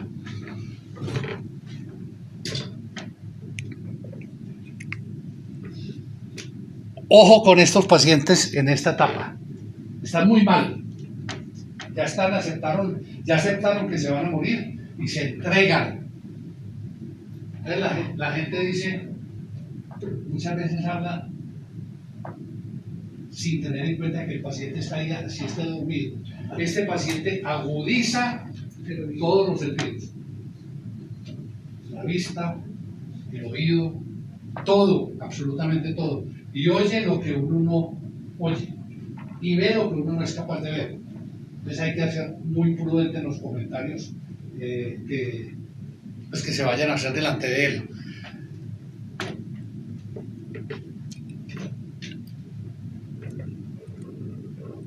Deja el lenguaje verbal. El lenguaje verbal es muy bueno para dar explicaciones, para raciocinios, pero el lenguaje es reemplazado por el lenguaje no verbal, que es el más importante, que es el que expresa las emociones y los sentimientos. Entonces ya es la mirada, ya es el gesto, ya es cogerle la mano, ya es acariciar al paciente si él lo acepta. Recordemos que el tacto es de los primeros sentidos que se desarrolla y que tienen que ver mucho en la maduración de todo el sistema físico, emocional y afectivo del ser humano. Las manos, sobre todo las manos, son radares que captan y emiten todo tipo de sensaciones. Y el paciente terminal es capaz de captar cogiéndole a usted la mano si usted lo está haciendo de verdad o de mentiras. Si usted en realidad sí siente compasión, si usted lo quiere acompañar o si usted simplemente está de visita y por salir rápido. Estos pacientes se quejan mucho de que están solos acompañados. Y me explico. Yo tenía una paciente muy pobre que una vez tuve la fortuna de tener 2 pacientes terminales. Uno, yo creo que era de las personas más ricas de Medellín, no de Medellín, de Colombia. Y otra que yo creo que era de lo más pobre que podía tener Antioquia. Uno vivía en el poblado para arriba y el otro vivía en Manrique, de Manrique para allá, con 8 cuadras. Yo tenía que, mi primera esposa me decía, doctor, me decía, vamos a hacer la visita, y yo le decía, pero mira, donde tenemos que ir a taxi, no nos van a pagar, ellos no nos pueden recoger, y nos vamos a ir a Manrique a las 9 de la noche que yo salía a la clínica. Le cuento, formaron polvo en esa cuadra y sabían que yo iba con esa paciente y que mi carro era placa número tal. Y mi carro lo cuidaban desde que yo llegaba hasta que yo salía. Pero es impresionante cómo esa paciente que no tenía una vacinilla y una cobija rota, y era apegada, completamente apegada a la vida. Sí, doctor, es que debe ser muy duro para el rico desprenderse de todo lo que tiene si yo con esta vacinilla y esta cobija me da tan duro. Y el paciente multimillonario, por lo contrario, se apegado, completamente desapegado. Mantenía una cantidad de obras sociales y tomó la muerte con la naturalidad más impresionante. Pacientes ateos, también he tenido pacientes ateos, entre ellos uno muy conocido, muy simpático, Rodrigo Saldarriaga, del Pequeño Teatro. Yo disfruté mucho con él. Al principio no sabía cómo lo iba a abordar, porque era completamente contrario a lo que ellos. Entonces, brocha, como decimos hoy en día, brocha, libre pensador. Nada le importaba, entonces sí hizo lo que le dio la gana, la vivió como se debía vivir. A esa conclusión llegué yo al final. El ateo en la etapa final, en la agonía, sufre mucho. ¿Por qué? La explicación que yo le doy es que en la infancia tuvimos creencias. Después, como el barco que llega a Tamar, y entonces ya en Tamar las tormentas y las cosas. Y cuando trata de volver, ya muy duro. No es una muerte, no son muertes tranquilas. Muy importante, las personas que están acompañando al paciente terminal, cuando llega a la etapa de la aceptación, tienen que comprometerse a que no van a abandonar al paciente nunca. Miren, el paciente en esta etapa o en la agonía comienza de pronto a decir, hay varias cosas que yo he notado en el paciente cuando ya se acerca la muerte. O sea, la agonía, que es la transición entre la vida y la muerte, y ya dura más o menos 3 a 5 días. El paciente una semana antes comienza a hacer esto con ustedes. Perdón, se me ocurre una pregunta y puede ser chiste. ¿Y antes cuánto duraba? ¿La agonía? Sí, porque usted dice ya o ahora. Entonces, No. Lo que pasa es que hay agonías que duran más. Usted puede prolongar con una distancia la agonía.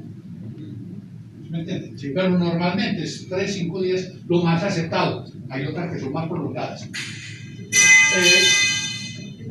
Empieza a hacer así con las manos. Faltando 4 o 5 días para morir, se empieza a rascarse la cabeza y a rascarse la cara. Y dice que tiene sensación de hormigueo. Faltando 2 o 3 días para morir, comienza a coger las sábanas y a subirlas, desesperado con eso. Y empieza a sacar un pie y a ponerlo en el suelo. Eso le ocurrió con varios pacientes, o sea, no es... Sí, no, con muchos. O sea, por eso es que usted Con dice que es muchos. como un comportamiento normal. Sí, claro.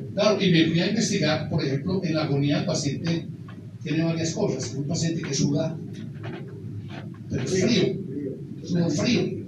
¿Cierto? Es un paciente que saliva mucho. Es un paciente que pierde líquidos exageradamente, que muchas veces empieza a tener secreciones sanguinolentas.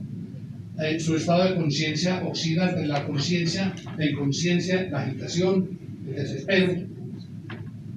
Y me fue a investigar, resulta que... el segundo día, en el último día. No, en el último día el paciente empieza a desviar, desde el día anterior, empieza a desviar la mirada hacia arriba. El techo pierde la parte física, para él no existe.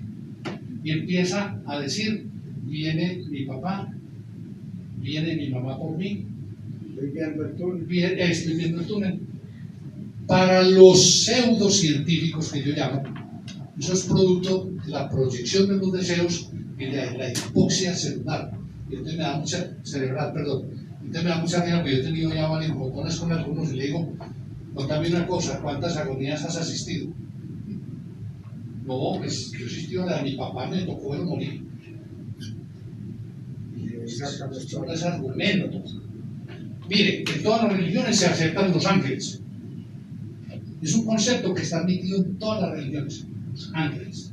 Y se considera que todos venimos a este mundo y tenemos un ángel guardián, un ángel que nos va llevando. Al final viene el ángel de la muerte, que se llama Azrael, y viene para ayudarlo a uno en el otro trance. Y vienen los compañeros, los familiares, a ayudarle a pasar al otro lado. Entonces, es un estado de hiperlucidez que se le concede al ser humano en el último momento. Miren, la agonía yo he visto, por ejemplo, que la señora mía estaba en la unidad de cuidado intensivo. Se le había roto un aneurisma, la habían operado y de pronto el neurocirujano y el anestesiólogo me dijeron, doctor, aquí no hay nada que hacer. Tu señora tiene el hemisferio derecho infartado, mitad del izquierdo y el cerebelo. Entonces les dije yo, en otras palabras, es un ser vegetal, pero sí es un ente vegetal. Entonces, por la mañana, eso fue por la noche, al otro día yo madrugué y el anestesiólogo había sido alumno mío y era el jefe de unidad de cuidado intensivo. Y me dijo, hombre, doctor, yo no soy capaz de desconectar a su señora. Y le dije yo, ¿y qué nos espera? esperan.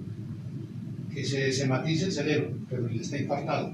O sea, yo no voy a llevar un vegetal para la casa. Nosotros afortunadamente lo habíamos hablado ya muchas veces en vida. Usted me respeta esto y yo le respeto esto. Y aquí cero, ya habíamos tenido una niña que había nacido con un miembro de que le ofrecieron todo tipo de tratamientos. Yo era el jefe de anestesia obstétrica en la Universidad de Antioquia, neurocirujanos, ortopedistas, el doctor. Y yo, ¿qué futuro le espera? Se le quitó así, sin poderse mover, sin controlar esfínteres. Delicado. Afuera me la llevé para la casa, boticas de Dormicum para dormirla tranquilita, y a los 8 días se murió.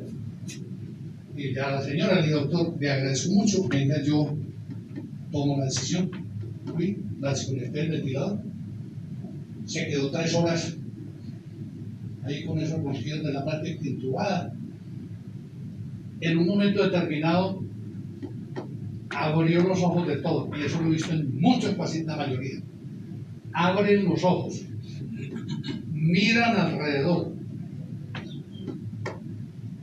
esbozan una sonrisa leve y mueren, tratan de estirar los brazos y mueren con una serenidad absoluta.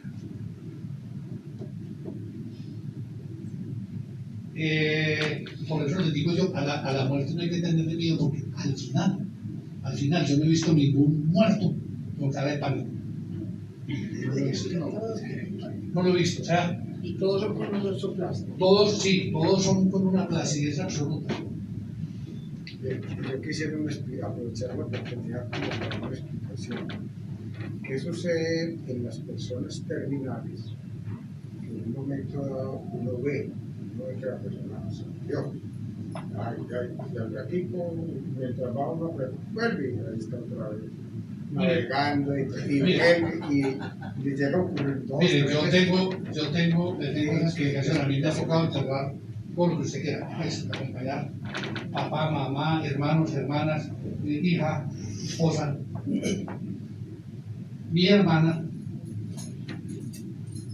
tenía un linfoma terminal, pero mi mamá no aceptaba la muerte de ella. Y al final ya estaba con los ronquidos y con todo, y le teníamos oxígeno. Y en un momento determinado yo vi que el cardioscopio que teníamos paró, que la saturación se fue a 0, y ya estaba muerta. Entonces yo esperé un momentico, porque dije yo, esperé por ahí un minuto, cuando le dije, Blancanegra ya murió. Mi mamá se abalanzó sobre ella. No te vas, que no sé qué. Y ella, uy, y volvió. Y se prolongó 1 hora más larga. El paciente necesita el permiso, la autorización de la familia para poderse morir.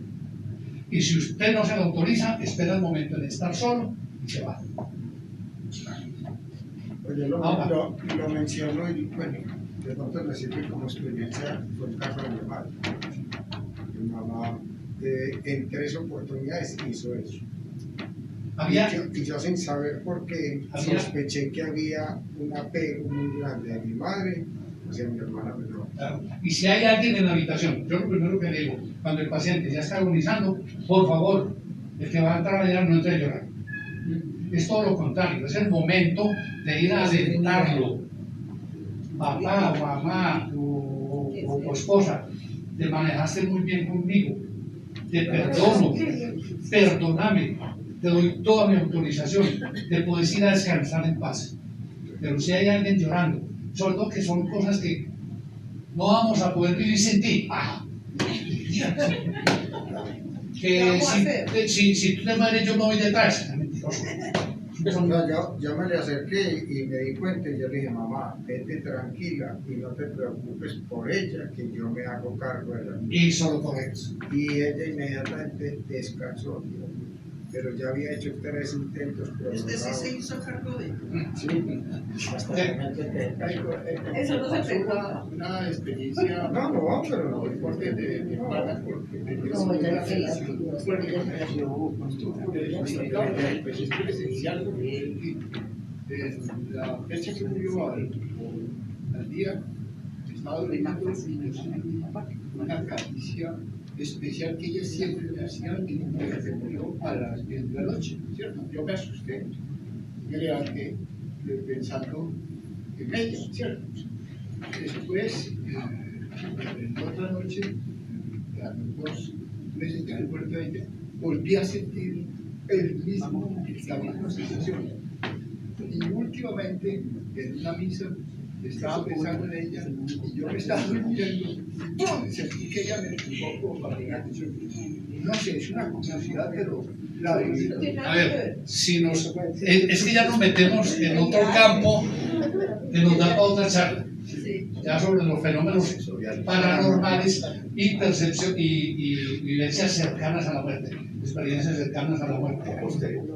Yo soy uno que digo, todo es posible. La mente mía está abierta a todo.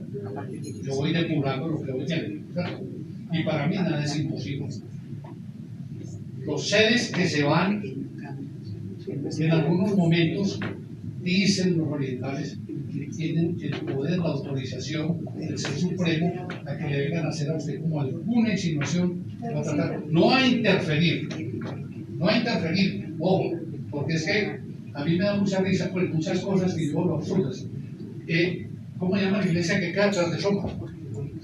San José. San José, bueno, la iglesia de San José, y a mí me llamaba la atención porque yo trabajaba en medicina ahí en Soma, entonces en los ratos libres pasaba por esa iglesia y yo veía que eso es así, de la gente prendiendo velas y de rodillas y peregrinación. Entonces un día yo voy a investigar, y me dio un papel y lápiz y decía, ¿usted qué está haciendo aquí? Le estoy pidiendo a mi Dios tal cosa. ¿Usted qué está haciendo aquí? Le estoy pidiendo a mi Dios tal cosa. ¿Usted qué está haciendo? Le estoy pidiendo tal cosa. Ninguno estaba dando gracias. Todos estaban pidiendo. Y un paciente que yo tuve, que era un monje benedictino, con el que tuve una amistad muy grande, siempre me dijo, no quieras.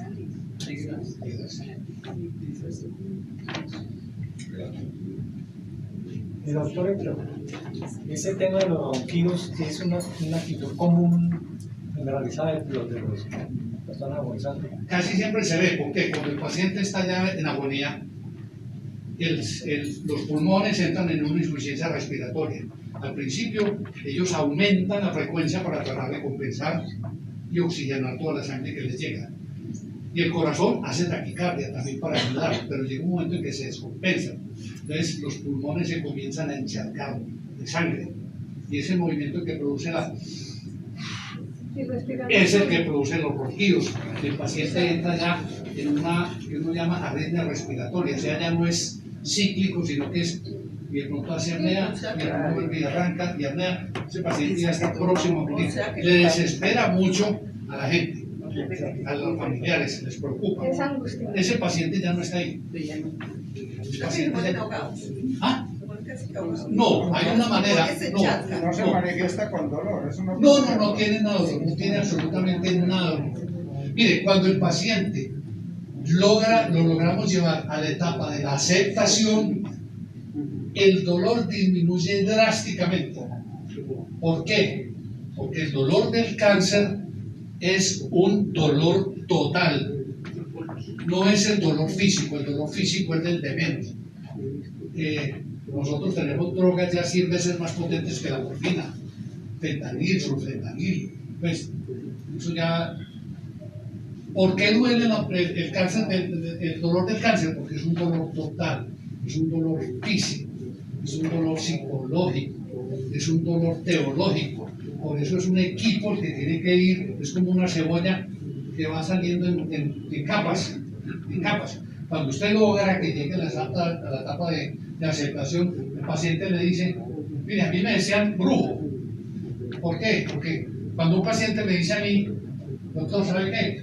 Muchas gracias, y yo no quiero seguir peleando. Ya quiero descansar. Ese paciente está haciendo lo que se llama la decatexis, que es, el cuerpo, el organismo emite ciertas sustancias que todavía no no comprendemos bien, que hacen que el paciente vea que su muerte va a ocurrir en las próximas 24 o 48 horas. Yo siempre, cuando un paciente me decía así, yo le decía a la familia, en 1 o 2 días el paciente muere. Muchas veces pacientes que estaban no tan mal, para uno decir, se va a morir.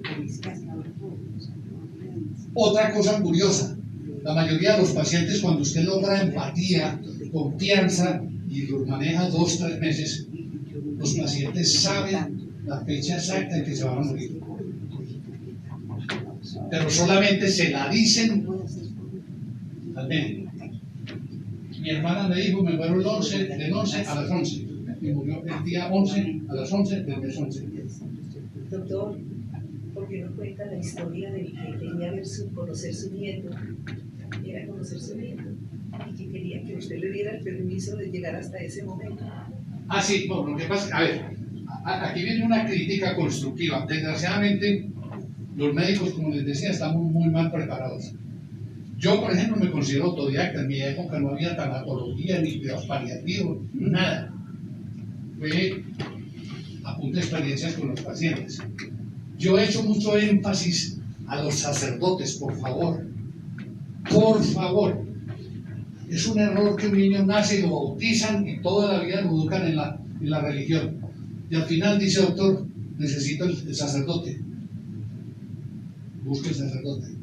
La razón es, ¿está lo suficientemente grave como para ir a aplicarle la extremaunción? Esa es la respuesta de un sacerdote a un ser que toda la vida lo educaron dentro de la religión y que a última hora vienen esas dudas. ¿Para dónde voy? ¿Con qué Dios me va a encontrar? ¿Cómo me va a recibir? Resulta que no hay nadie que me... Yo muchas veces le decía a la señora mía, le decía arrodíllese, mija, yo lo ordeno. Vaya consejo. Pues impresionante. Y les he dicho, por favor, vea, es que hay cursos, hay maneras de prepararse. Sería una labor excelente que los sacerdotes acompañaran a los pacientes. Es una necesidad básica. No ha sido posible. O no pueden ir porque no tienen tiempo, y yo los entiendo. ¿Sabe qué es eso? Miedo a su propia muerte. Doctor Héctor, imagínese, la conversación está espectacular. Pero ya el tiempo. Aquí pues, van ustedes a poder completar todo lo que el doctor Héctor tiene para decirnos, aunque él tiene mucho más. Pero tengo entendido que la sala hay que entregarla ya a las 4 de la tarde. Entonces, maravilloso, si de pronto alguna pregunta o algo muy brevemente, terminamos para proceder a rifar 10 libros que el doctor Héctor nos ha regalado para rifarlos entre los asistentes. Muy bien. Quiero hacer una aclaración. Mira, yo tuve una ventaja muy grande. Mi profesión de anestesiólogo me permitió vivir bien, sin lujos y sin pretensiones, pero me permitió vivir bien. El primer paciente terminal que yo tuve, que fue en el año rural, fue el que me motivó a hacer este tema. Pero para hacer un trabajo con ciencia yo tenía que decir, tengo que sacar tiempo, tengo que buscar el paciente en su lecho y no puedo cobrar. Si usted le pone la limitante económica, o sea, ¿cuánto vale una consulta hoy en día? No sé, 200. ¿Cuánto vale en la casa y sin tiempo? No tiene precio. O sea, si yo fuera a hacer mi labor, porque ya me retiré, ya dejé el libro, pero si yo fuera a hacer una labor de acompañamiento por plata, como me dijo una vez un ejecutivo de un banco, dijo, doctor, menos paja, ¿y cuánto es cuánto? Y le dije, señor, usted no tiene con qué comprar los servicios míos. Respeto. O sea, gracias a eso pude hacer un trabajo a conciencia, dedicarme al paciente de tiempo completo, estudiarlo hasta el final. Porque la limitante, yo más que critica al que cobre por eso, me parece una labor excelente, bonita. Yo tuve la fortuna de poder hacer mi trabajo. El libro es impresionante, el libro lo saqué con la intención de que los conocimientos que yo adquirí se repartieran lo más ampliamente posible. Me lo publicaron 8 días en los almacenes de cadena, y a los 8 días desapareció y seguía el libro de Gita, el libro de no sé quién, el libro de belleza, el libro de autoestima. ¿Cuánto se gana usted por cada libro? Para que lo vayan entregando cuando los que se vayan.